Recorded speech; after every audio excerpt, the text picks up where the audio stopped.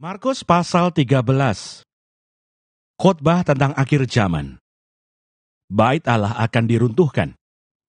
Ketika Yesus keluar dari bait Allah, seorang muridnya berkata kepadanya, "Guru, lihatlah betapa kokohnya batu-batu itu, dan betapa megahnya gedung-gedung itu." Lalu Yesus berkata kepadanya, "Kau lihat gedung-gedung yang hebat ini? Tidak satu batu pun akan dibiarkan terletak di atas batu yang lain, semuanya akan diruntuhkan." Permulaan penderitaan.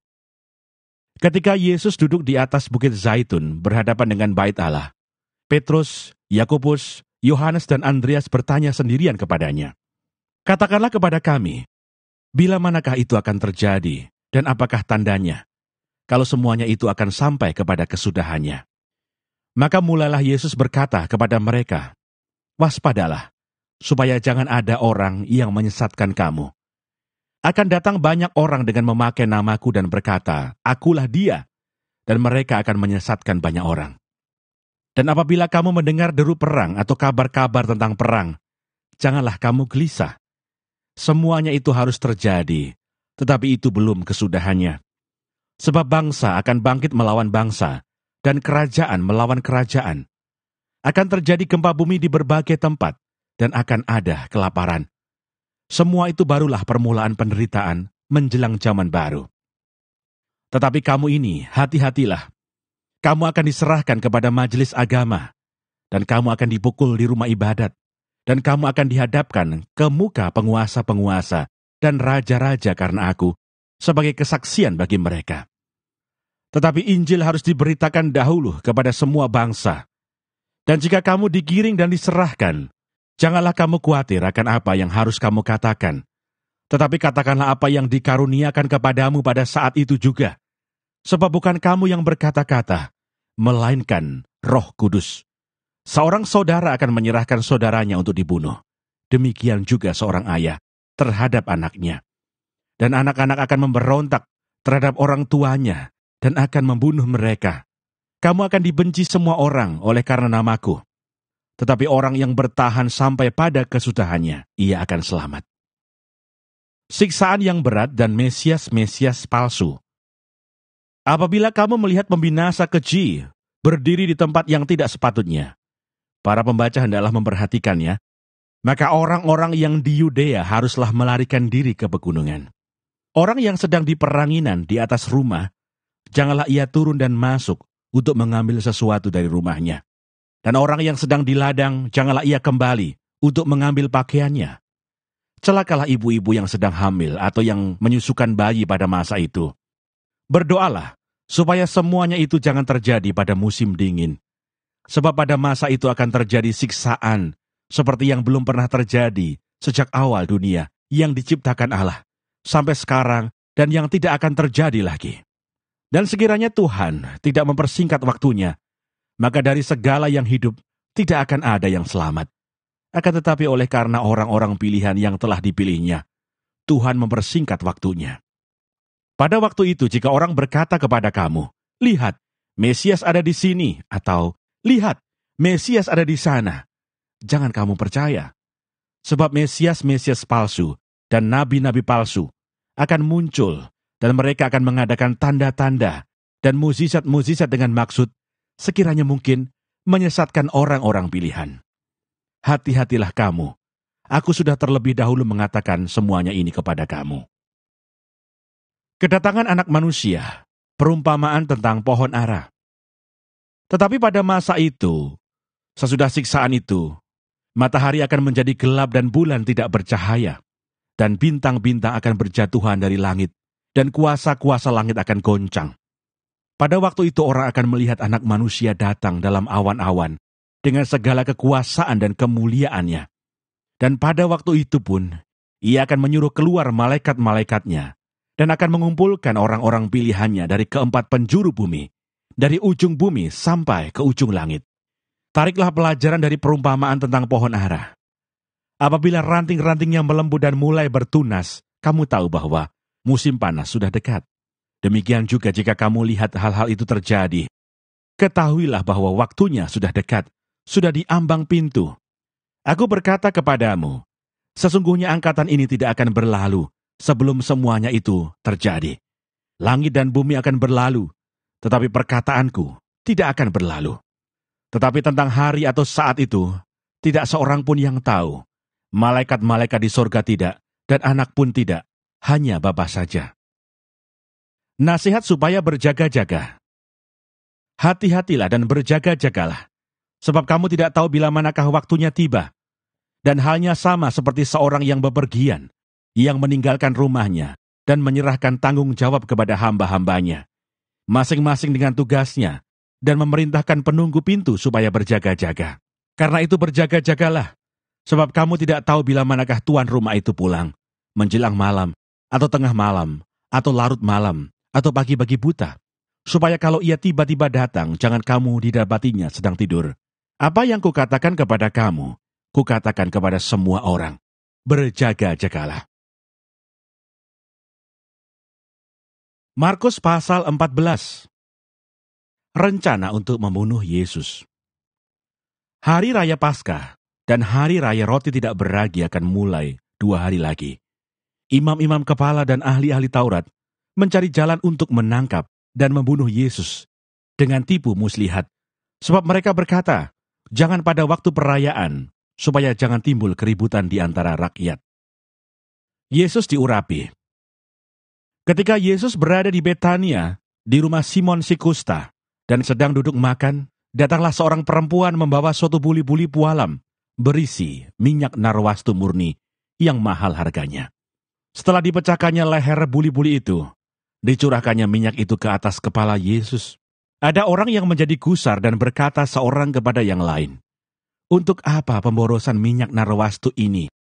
Sebab minyak ini dapat dijual 300 dinar lebih, dan uangnya dapat diberikan kepada orang-orang miskin. Lalu mereka memarahi perempuan itu. Tetapi Yesus berkata, biarkanlah dia, mengapa kamu menyusahkan dia?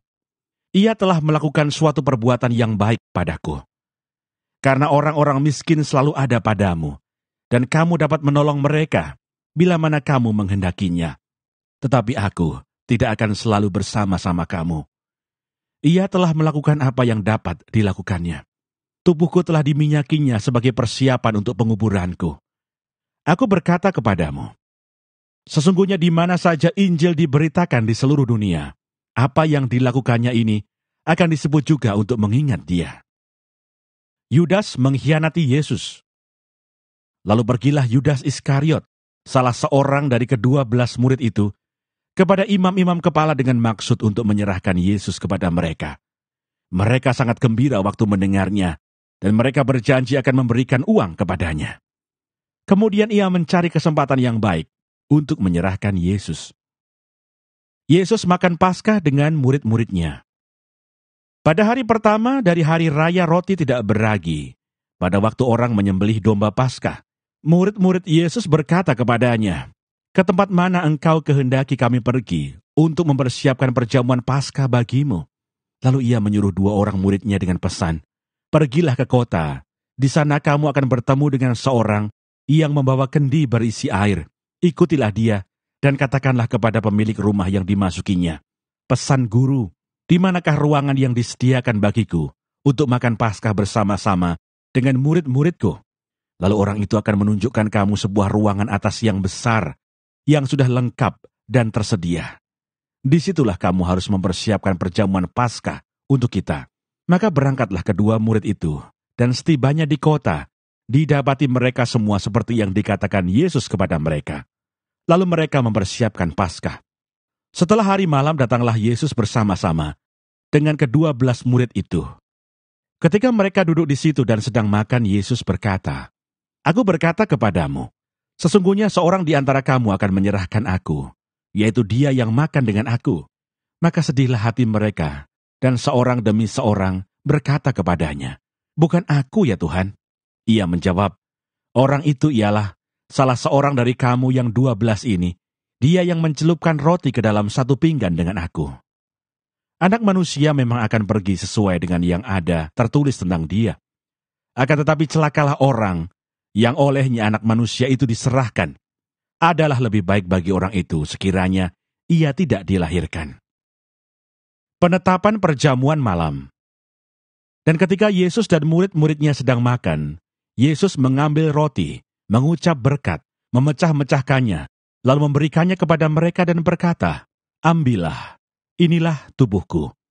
Sesudah itu ia mengambil cawan, mengucap syukur, lalu memberikannya kepada mereka, dan mereka semuanya minum dari cawan itu. Dan ia berkata kepada mereka, "Inilah darahku, darah perjanjian yang ditumpahkan bagi banyak orang. Aku berkata kepadamu, sesungguhnya aku tidak akan minum lagi hasil pokok anggur, sampai pada hari aku meminumnya, yaitu yang baru dalam kerajaan Allah." Petrus akan menyangkal Yesus. Sesudah mereka menyanyikan nyanyian pujian, pergilah mereka ke Bukit Zaitun. Lalu Yesus berkata kepada mereka, "Kamu semua akan terguncang imanmu, sebab ada tertulis, Aku akan memukul gembala, dan domba-domba itu akan tercerai-berai. Akan tetapi sesudah aku bangkit, aku akan mendahului kamu ke Galilea." Kata Petrus kepadanya, "Biarpun mereka semua tergoncang imannya, aku tidak." Lalu kata Yesus kepadanya, "Aku berkata kepadamu, sesungguhnya pada hari ini, malam ini juga, sebelum ayam berkokok 2 kali, engkau telah menyangkal aku 3 kali. Tetapi dengan lebih bersungguh-sungguh Petrus berkata, "Sekalipun aku harus mati bersama-sama engkau, aku takkan menyangkal engkau." Semua yang lain pun berkata demikian juga. Di Taman Getsemani. Lalu sampailah Yesus dan murid-muridnya ke suatu tempat yang bernama Getsemani. Kata Yesus kepada murid-muridnya, "Duduklah di sini sementara aku berdoa." Dan ia membawa Petrus, Yakobus dan Yohanes sertanya. Ia sangat takut dan gentar. Lalu katanya kepada mereka, "Hatiku sangat sedih, seperti mau mati rasanya. Tinggallah di sini dan berjaga-jagalah." Ia maju sedikit, merebahkan diri ke tanah dan berdoa, supaya sekiranya mungkin saat itu lalu daripadanya. Katanya, "Ya Aba, ya Bapa, tidak ada yang mustahil bagimu. Ambillah cawan ini daripadaku. Tetapi janganlah apa yang aku kehendaki, melainkan apa yang engkau kehendaki." Setelah itu ia datang kembali dan mendapati ketiganya sedang tidur, dan ia berkata kepada Petrus, "Simon, sedang tidurkah engkau? Tidakkah engkau sanggup berjaga-jaga 1 jam? Berjaga-jagalah dan berdoalah, supaya kamu jangan jatuh ke dalam pencobaan. Roh memang penurut, tetapi daging lemah." Lalu ia pergi lagi dan mengucapkan doa yang itu juga. Dan ketika ia kembali pula, ia mendapati mereka sedang tidur, sebab mata mereka sudah berat, dan mereka tidak tahu jawab apa yang harus mereka berikan kepadanya. Kemudian ia kembali untuk ketiga kalinya dan berkata kepada mereka, "Tidurlah sekarang dan istirahatlah, cukuplah. Saatnya sudah tiba. Lihat, Anak Manusia diserahkan ke tangan orang-orang berdosa. Bangunlah, marilah kita pergi. Dia yang menyerahkan aku sudah dekat." Yesus ditangkap. Waktu Yesus masih berbicara, muncullah Yudas, salah seorang dari ke-12 murid itu, dan bersama-sama dia serombongan orang yang membawa pedang dan pentung, disuruh oleh imam-imam kepala, ahli-ahli Taurat dan tua-tua. Orang yang menyerahkan dia telah memberitahukan tanda ini kepada mereka. "Orang yang akan kucium itulah dia. Tangkaplah dia dan bawalah dia dengan selamat." Dan ketika ia sampai di situ, ia segera maju mendapatkan Yesus dan berkata, "Rabi," lalu mencium dia. Maka mereka memegang Yesus dan menangkapnya. Salah seorang dari mereka yang ada di situ menghunus pedangnya, lalu menetakkannya kepada hamba imam besar, sehingga putus telinganya. Kata Yesus kepada mereka, "Sangkamu aku ini penyamun, maka kamu datang lengkap dengan pedang dan pentung untuk menangkap aku. Padahal tiap-tiap hari aku ada di tengah-tengah kamu, mengajar di bait Allah, dan kamu tidak menangkap aku. Tetapi haruslah digenapi yang tertulis dalam kitab suci." Lalu semua murid itu meninggalkan dia dan melarikan diri. Ada seorang muda yang pada waktu itu hanya memakai sehelai kain lenan untuk menutup badannya, mengikuti dia. Mereka hendak menangkapnya, tetapi ia melepaskan kainnya dan lari dengan telanjang. Yesus di hadapan mahkamah agama. Kemudian Yesus dibawa menghadap imam besar. Lalu semua imam kepala, tua-tua dan ahli Taurat berkumpul di situ. Dan Petrus mengikuti dia dari jauh sampai ke dalam halaman imam besar, dan di sana ia duduk di antara pengawal-pengawal sambil berdiam dekat api. Imam-imam kepala malah seluruh mahkamah agama mencari kesaksian terhadap Yesus supaya ia dapat dihukum mati. Tetapi mereka tidak memperolehnya. Banyak juga orang yang mengucapkan kesaksian palsu terhadap dia. Tetapi kesaksian-kesaksian itu tidak sesuai yang satu dengan yang lain. Lalu beberapa orang naik saksi melawan dia dengan tuduhan palsu ini. Kami sudah mendengar orang ini berkata, "Aku akan merubuhkan bait suci buatan tangan manusia ini, dan dalam 3 hari akan kudirikan yang lain, yang bukan buatan tangan manusia."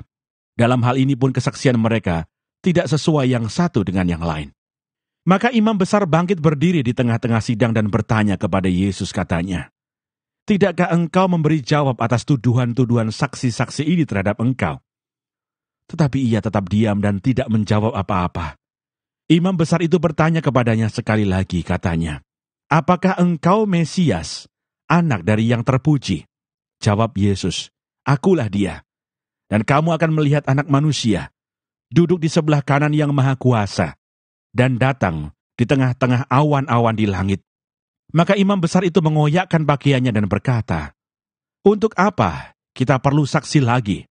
Kamu sudah mendengar hujatnya terhadap Allah. Bagaimana pendapat kamu?" Lalu dengan suara bulat mereka memutuskan bahwa dia harus dihukum mati. Lalu mulailah beberapa orang meludahi dia dan menutupi mukanya dan meninjunya sambil berkata kepadanya, "Hai Nabi, cobalah terka." Malah para pengawal pun memukul dia. Petrus menyangkal Yesus. Pada waktu itu Petrus masih ada di bawah di halaman. Lalu datanglah seorang hamba perempuan imam besar, dan ketika perempuan itu melihat Petrus sedang berdiam, ia menatap mukanya dan berkata, "Engkau juga selalu bersama-sama dengan Yesus orang Nazaret itu." Tetapi ia menyangkalnya dan berkata, "Aku tidak tahu dan tidak mengerti apa yang engkau maksud." Lalu ia pergi ke serambi muka dan berkokoklah ayam. Ketika hamba perempuan itu melihat Petrus lagi, berkatalah ia pula kepada orang-orang yang ada di situ, "Orang ini adalah salah seorang dari mereka." Tetapi Petrus menyangkalnya pula. Tidak lama kemudian orang-orang yang ada di situ berkata juga kepada Petrus, "Engkau ini pasti salah seorang dari mereka, apalagi engkau seorang Galilea." Maka mulailah Petrus mengutuk dan bersumpah, "Aku tidak kenal orang yang kamu sebut-sebut ini." Dan pada saat itu berkokoklah ayam untuk kedua kalinya.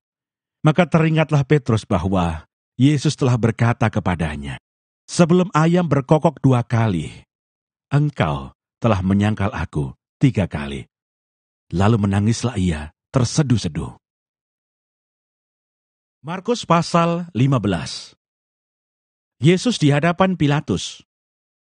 Pagi-pagi benar, imam-imam kepala bersama tua-tua dan ahli-ahli Taurat, dan seluruh mahkamah agama sudah bulat mempakatnya.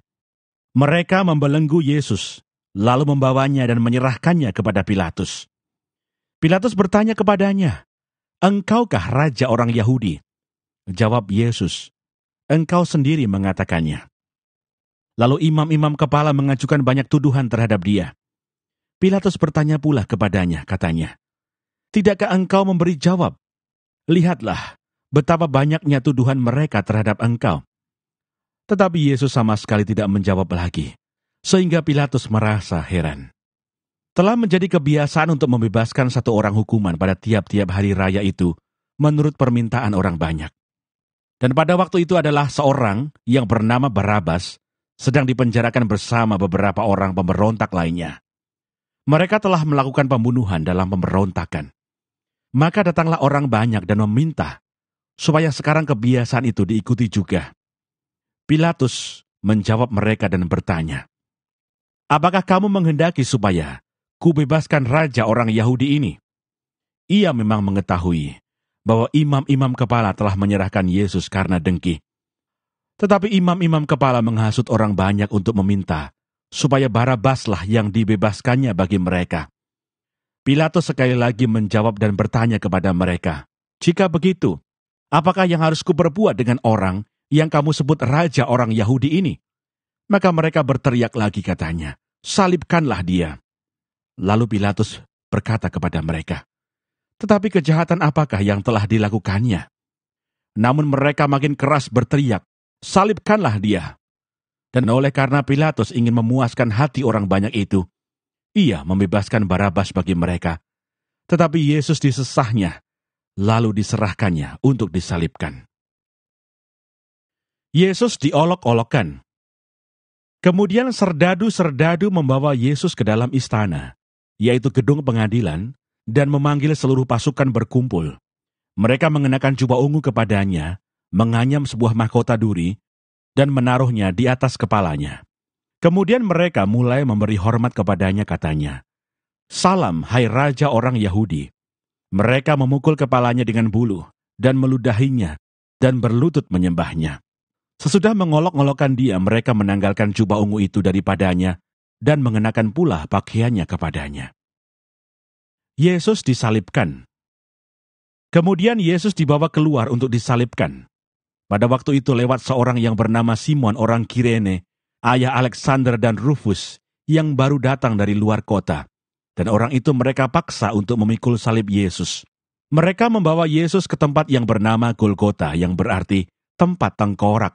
Lalu mereka memberi anggur bercampur mur kepadanya. Tetapi ia menolaknya. Kemudian mereka menyalibkan dia. Lalu mereka membagi pakaiannya dengan membuang undi atasnya untuk menentukan bagian masing-masing. Hari jam 9 ketika ia disalibkan, dan alasan mengapa ia dihukum disebut pada tulisan yang terpasang di situ, Raja orang Yahudi. Bersama dengan dia disalibkan dua orang penyamun, seorang di sebelah kanannya dan seorang di sebelah kirinya. Demikian genaplah nas Alkitab yang berbunyi, ia akan terhitung di antara orang-orang durhaka. Orang-orang yang lewat di sana menghujat dia dan sambil menggelengkan kepala mereka berkata, "Hai engkau yang mau merubuhkan bait suci dan mau membangunnya kembali dalam 3 hari, turunlah dari salib itu dan selamatkan dirimu." Demikian juga imam-imam kepala bersama-sama ahli Taurat mengolok-olokkan dia di antara mereka sendiri dan mereka berkata, "Orang lain ia selamatkan, tetapi dirinya sendiri tidak dapat ia selamatkan. Baiklah Mesias, Raja Israel itu, turun dari salib itu, supaya kita lihat dan percaya." Bahkan kedua orang yang disalibkan bersama-sama dengan dia, mencela dia juga. Yesus mati.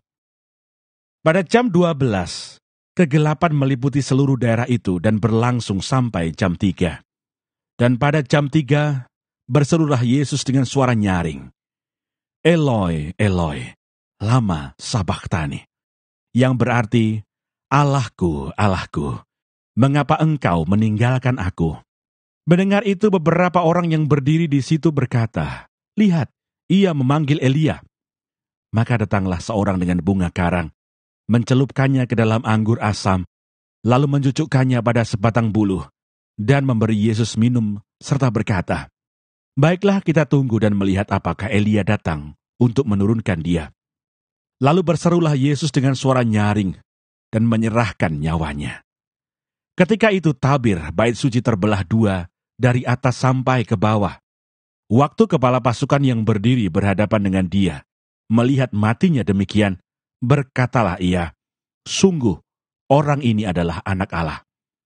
Ada juga beberapa perempuan yang melihat dari jauh, di antaranya Maria Magdalena, Maria ibu Yakobus muda, dan Yoses, serta Salome. Mereka semuanya telah mengikuti Yesus dan melayaninya waktu ia di Galilea. Dan ada juga di situ banyak perempuan lain yang telah datang ke Yerusalem bersama-sama dengan Yesus. Yesus dikuburkan. Sementara itu hari mulai malam, dan hari itu adalah hari persiapan, yaitu hari menjelang Sabat. Karena itu Yusuf, orang Arimatea, seorang anggota majelis besar yang terkemuka, yang juga menanti-nantikan kerajaan Allah, memberanikan diri menghadap Pilatus dan meminta mayat Yesus. Pilatus heran waktu mendengar bahwa Yesus sudah mati. Maka ia memanggil kepala pasukan dan bertanya kepadanya, apakah Yesus sudah mati? Sesudah didengarnya keterangan kepala pasukan, ia berkenan memberikan mayat itu kepada Yusuf. Yusuf pun membeli kain lenan. Kemudian ia menurunkan mayat Yesus dari salib dan mengapaninya dengan kain lenan itu. Lalu ia membaringkan dia di dalam kubur yang digali di dalam bukit batu. Kemudian digulingkannya sebuah batu ke pintu kubur itu.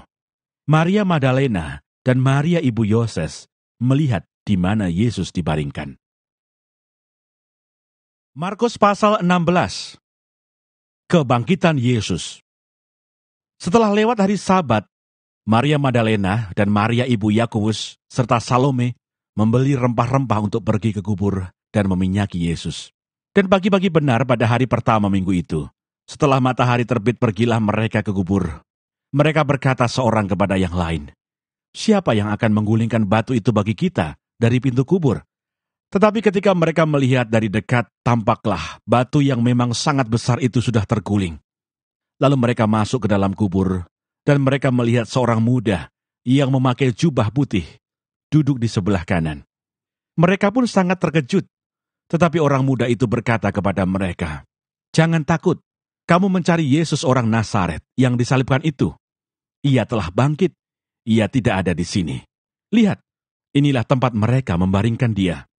Tetapi sekarang pergilah, katakanlah kepada murid-muridnya dan kepada Petrus, ia mendahului kamu ke Galilea. Di sana kamu akan melihat dia, seperti yang sudah dikatakannya kepada kamu." Lalu mereka keluar dan lari meninggalkan kubur itu, sebab gentar dan dahsyat menimpa mereka. Mereka tidak mengatakan apa-apa kepada siapapun juga, karena takut. Dengan singkat mereka sampaikan semua pesan itu kepada Petrus dan teman-temannya.